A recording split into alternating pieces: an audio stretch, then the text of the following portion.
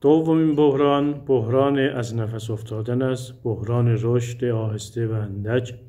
جریبان شرکت‌هایی میشه که با موفقیت رشد کردند و به مقیاس بزرگ دست یافتند و حالا با پیچیدگی‌های سازمان دست و پنجه نرم می‌کنند.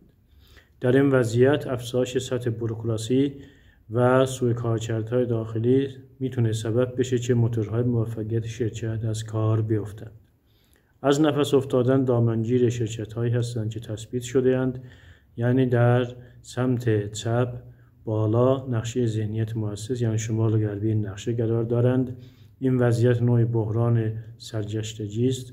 رهبران میدونن که شرکت تکانه خود را از دست داده، اما وقتی از اهرم‌های استفاده میکنند که قبلا باعث افزایش سرعت و یا تغییر جهت سازمان میشدند، نتیجه نمیگیرند. آنها میدونن که چیزی تغییر کرده، اما پیچیدگی سازمان تعیین دقیق این را که چه چیزی تغییر کرده و چه کاری باید کرد دشوار ساخته است. از نفس افتادن بحران قابل پیش بینی است، ولی بسیار خطرناک است. دقت شود که این بحران بسیار رایج است.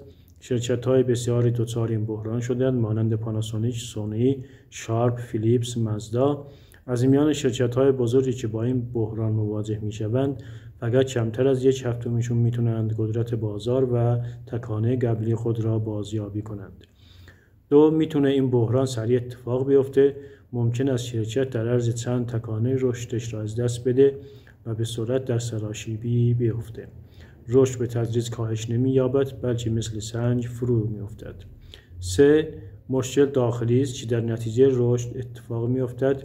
گفته یک مربی 70 ساله یوگا را در مورد پیری انسان یادآوری می‌کنیم که گفته اینطور نیست که اول پیر شوید و بعد کند و سخت، بلکه کند و سخت چه شدید پیر می‌شوید.